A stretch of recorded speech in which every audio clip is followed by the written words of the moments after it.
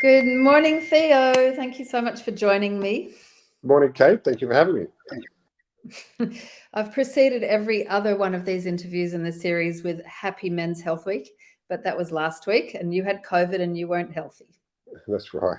I now have an upgrade on my immune system and I'm ready to go. Come what may, come what may. And how are you feeling?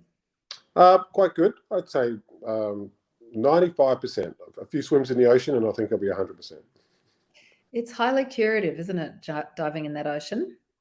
I find it yoga and swimming in the ocean to do the most easily natural, most beneficial things that I've done. Yep. To me, both of those bring you back to wellness because, you know, the yoga is all about the breathing, reconnecting that way. Jumping in the ocean is all about reconnecting with the ocean. It's good. Yeah. Well, it's quite interesting that from a scientific point of view, studies on the vagus nerve and its relationship to trauma and how it can be modulated by temperature changes and particularly cold water really support why diving in the ocean is great. Now, you can get great effects just by splashing cold water in your face. That's what we do sometimes when we're stressed. But the combination of slow breathing, which tends to happen in swimming, and cold water, both work on the parasympathetic nervous system by vagus. And it's just, so we now have science to back up exactly what we've been experiencing. But, you know, there we are, it's coming together. I knew it. Well, I guess exactly what SoulAdvisor is, because, you know, our concept is that we present evidence-based research and writings around what we all know to be true, that, you know, wellness is real and this is what causes wellness. So it's not rocket science what causes wellness, is it really? Yeah, well, it's, you know, what we do to get well may be quite simple. You know, even though the background is complex, we don't have to know all of that. Just do the things that, you know, so that there you have it. It's the temperature change and it's the breathing in, the simple things. It's also the taste buds, I think, as well. So it's really important to have good wine, good meals, good, you know, all that kind of stuff as well. It's about nourishing yourself, isn't it, in so many ways? Yeah, quite so. I was talking with a friend of mine who's quite versed in ancient Greek history, and she was telling me about the ancient health centers, basically, and they were dotted around, and they had a very systematic way of approaching things. And one of the interesting ingredients for wellness was actually beauty. Okay, wow, that's really interesting, isn't it? So yeah, so having literally a beautiful view, beautiful meals, beautiful people, whatever that is for you, but the aesthetics of great music, all of that was considered extremely important for wellness. And of course, we know that stimulates the serotonin production, and we know that helps with our immune system. So, you know, totally. I mean, this picture and every other picture around, it's that continual creation of beauty that we go through, isn't it, to try and just bring ourselves into the flow. Yeah. And, you know, it's interesting, isn't it, as a bloke, because we are talking about men here, that really, you know, whilst men also crave that same beauty, of course, it's kind of been in this culture anyway. It's the women that are responsible for dressing that way and presenting the beauty and spending thousands of dollars on their face, shoes, you know, shaved legs, whatever else it is. You know, what do you reckon about that? Do you think things are changing? Well, there's certainly a lot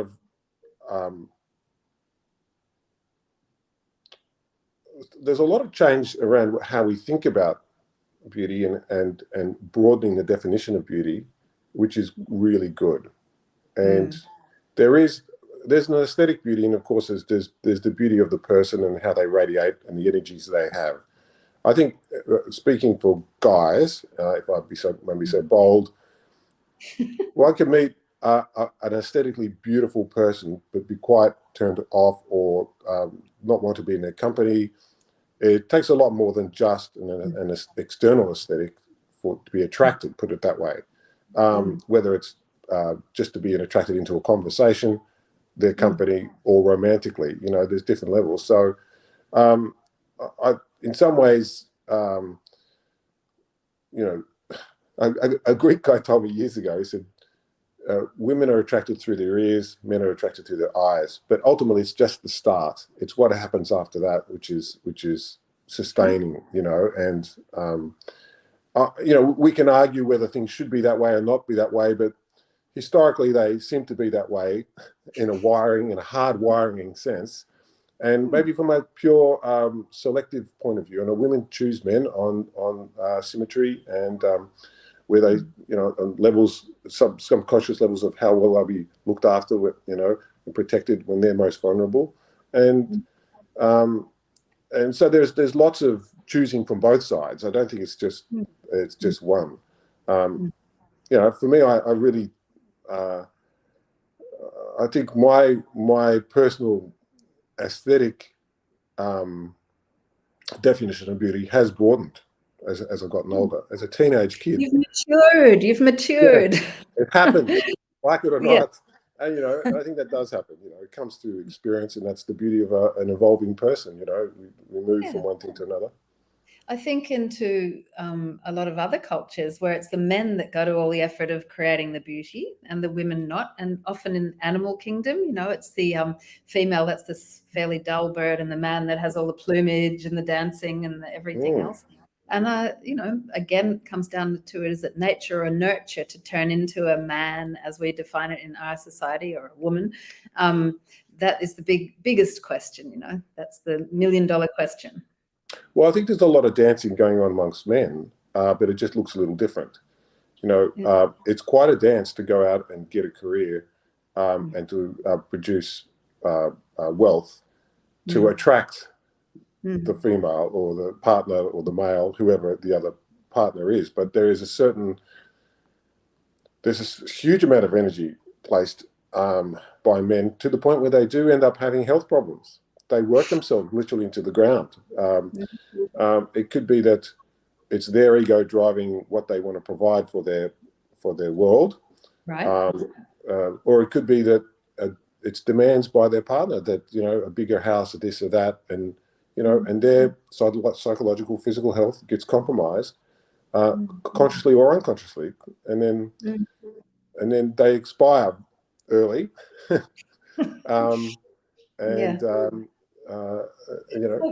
there's all sorts of other problems that arise out of them burning out. When I was reading that 70% of divorces are initiated by women, so they're the ones who become dissatisfied with their men.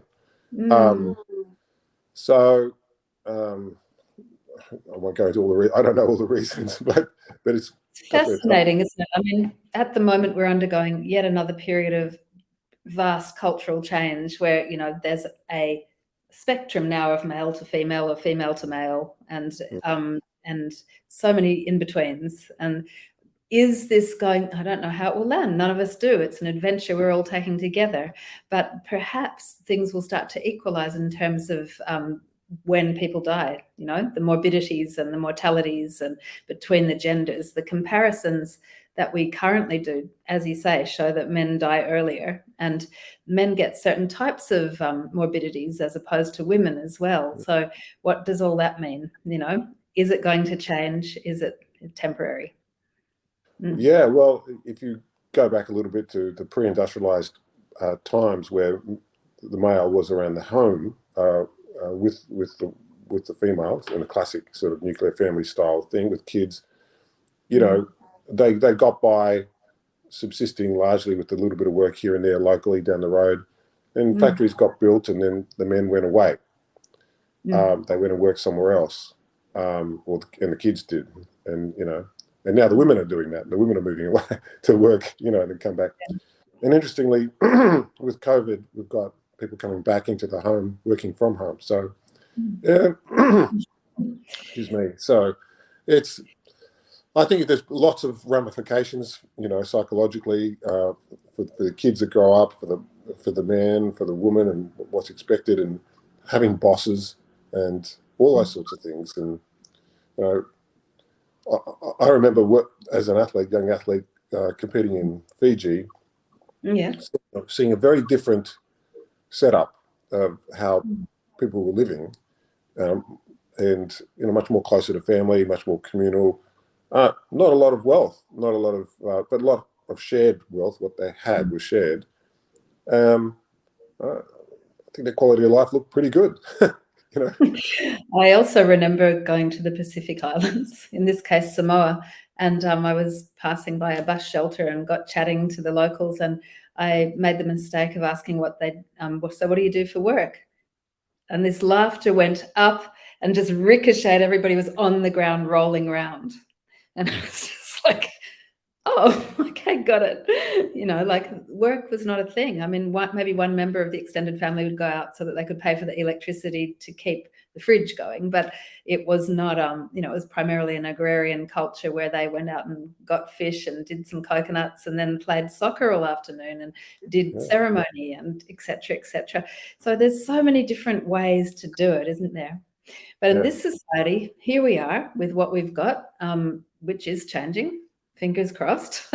And on SoulAdvisor, Deb, our CEO, had a little look at the statistics, and we've now got 17% of our therapists are men, and the others are women, or non-gender, or binary. And so we've got a situation where there's still a lot more on the female side than the male side. And I often ask myself why this is so. Admittedly, we don't have as many allied health therapies covered as we do complementary, but I still find it interesting. I wonder what your take is on that.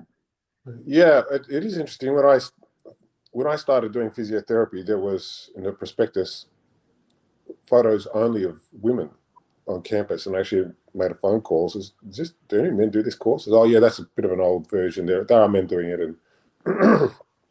and sure enough, it was close to 50-50 when I did my physiotherapy course. Okay. But I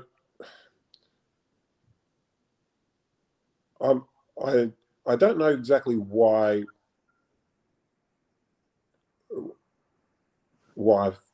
males are so poorly numbered, but I expect it has something to do with income and status. And as good as complementary therapies are, and they are excellent, and it's really just a matter of unfortunate evolution for recognition, and and having the community truly experience their benefits and how they can be integrated and assist in other forms of therapies. I think they're low status. I think and it's hard to get, because of that, it's hard to charge money. And guys, as you talked about before, have this sort of imperative to feather the nest, to make it attractive. They're not just for a potential mate, but potentially just for themselves, to have a place in the world. And we're just in that part of the evolution of complementary therapies where it's still finding its feet, and it's going to take time. Physiotherapy took the same pathway. It was very much an ancillary sideline therapy. And what happened, rightly or wrongly, as men got involved with it, they had to make a living out of it. They became sort of very assertive, started talking to doctors in a different way to the way women were talking to doctors. They were making presentations in different ways and being a lot more proactive. And the profession gained status. It gained status, and especially in the area of sport, they made a contribution there. And of course, that raised everyone's interest. And that doesn't mean the men only drove it. This huge amount of great work done by female physiotherapists, researchers. They've really pioneered brand new areas guys have not looked at all. And so it's not where the development has come from. It's really, I think, that when men got involved, they had this imperative to make a living. And then once that's established, then more men want to be involved because they can make a living that way, right? That's how it is. It's so interesting, isn't it? Like I studied a little earlier than you. I studied occupational therapy, which is, a sister profession to physiotherapy. And at that stage, we had 96 people in the course, and 91 of those were women. And, they were really pushing hard to get it to be a profession. meaning an allied profession, so that they could start to remunerate themselves properly the same. You know, it was a big push. And now we've got this bifurcation in amongst all our health therapies, where you've got your allied health therapies that have leapt that gap and moved into being governed by APRA. And then you've got those that haven't been. And the war, I shouldn't say war, that's a big word, but it feels a little bit like a war, in that, you know, all the private health therapies dropped 16 natural health therapies quite recently in terms of rebate. And there's a lot of discrepancy between the two. It's an age-old conversation that we're having here. And I think you're probably right. I think, you know, if we could somehow help to get more men into our field, that men talk to men, just like women talk to women. There is a different language. The power structures that be are changing, but predominantly still male. And maybe that would make a big difference. Yeah. Interesting. I mean, How do we... I do think when I reflect on my own comments there, I keep thinking about how many amazing strides female physiotherapists have made, and they can be very assertive, absolutely, and have demonstrated to be so in the area of shoulder rehabilitation and all sorts of areas. So it's unfair for me to say that it was only, I don't want the impression that it only progressed by men. I'm just saying that the male energy, if you like, was part of the physiotherapies pushed forward professionalism. They're imperative to make a living. I got but not only driven by that. And I in terms, coming back to, well, what about men's health then? Well, I think men's health has lagged on the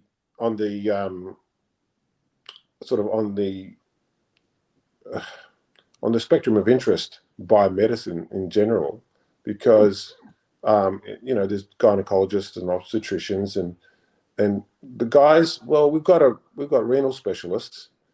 Yeah. Not really.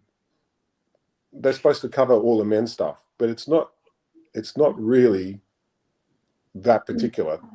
And in physiotherapy, health went first to pelvic floor issues for women and so on, and only recently has it sort of started to broaden into men's pelvic floor issues and things like that now. So it's a bit like, save the women and children first, get them out of the burnt house, then we'll look after the men. So the men have always been a little bit disposable, and now be starting to be, you know, considered. And so in that context, you know, it's an interesting world where we've got men who often have such an interest in driving forward change, but have left themselves deliberately second. So interesting. And you're right. And by leaving themselves second, you know, she'll be right, that stuff, you know, what's that thing about eating cement? Toughen up, eat. I can't remember that saying, something. But anyway, you know, that whole toughen up, she'll be right, it's just a bit of pain, it's only a flesh wound, whatever else.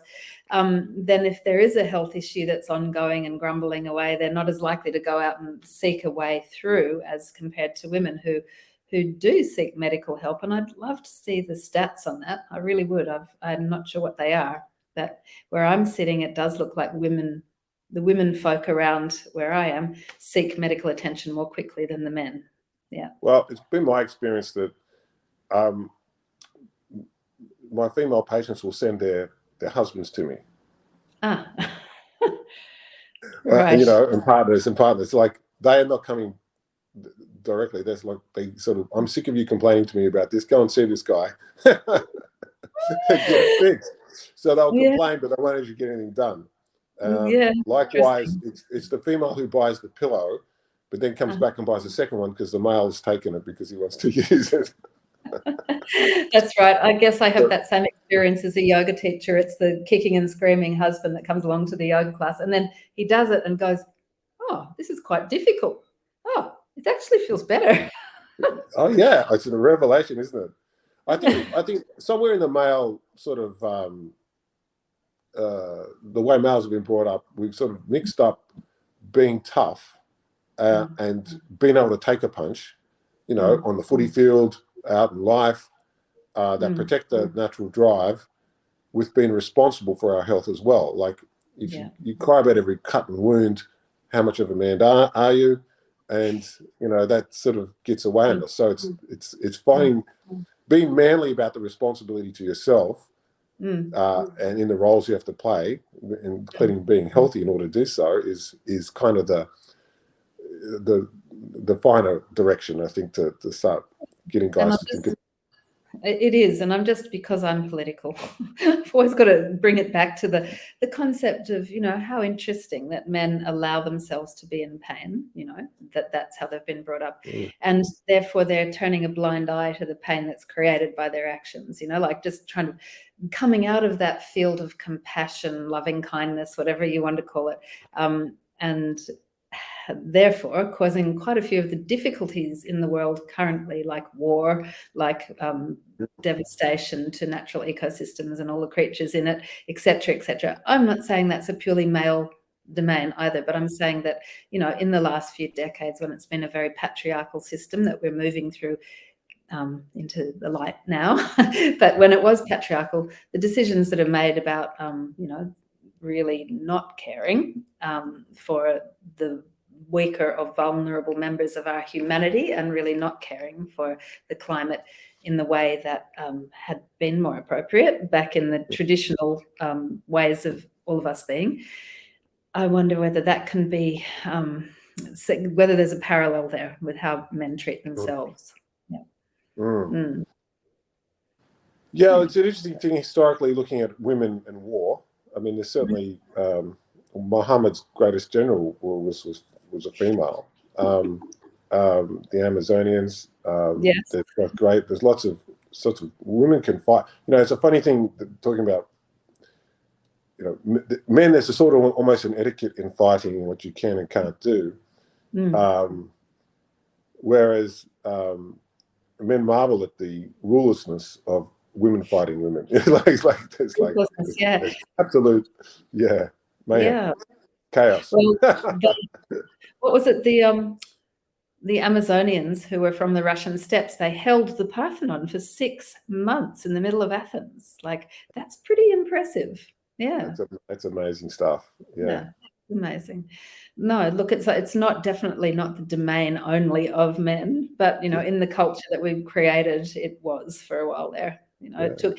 I mean, well, that's right. The demure female and these stereotypes. I mean, it's good to see them break down, and I think hopefully maybe coming back to men's health again, it's marrying the male and female parts of us, that yin and yang, that acknowledgement that we have feelings, but then we are protectors, but then we are there's lots of all these things that we can integrate. How do you become a very good male musician? Well, I'm sure it's not all from one male side. I think it's integrating different sort of energies, and even the definition of male and female, it's all kind of nomenclature, isn't it? It's tapping into different energies, different ways of being. Every male can be sensitive and love their kids and parents and others, and then can be just terrible indifferent as well, and so can women. So I mean, absolutely, as terrible as everybody can be, as terrible as each other, or as amazing, or as everything. But that's a really interesting point you bring up. That internal division of, I can't do that because I'm a boy, can't do that because I'm a girl. It leads to torture, and that internal division then expresses itself as external division, and shaming and blaming the bits that you've shamed and blamed inside you, shaming and blaming them as you see them out there, based on people's gender choice, based on people's skin color, based on people's age, whatever else that's going to be. It's all about coming back now, and let's hope that we get there quickly, and that men's health and women's health gets better and better and better, and that the health of this environment that we're in also recovers as a result. Yeah. Well, I think this environment has lent itself to more of that recovery, because a pandemic that forces us to not work and to be at home and to be out of an automated way of being, going to work and doing this, gives us all a moment to pause and to reassess. And even though I've been quite a health conscious person, my time away has led me to enjoy that and to enjoy looking forward to more of that. So that's now more of a goal of, maybe I don't have to work quite as hard and as long and as, in the same way or in the same place, and more being and less doing, as they say. I hope that lasts. I hope that in the next 4 or 5 years, I don't get slowly drawn back into what I was doing before, and I think I'm praying for that for you too, and I'm praying for that for all.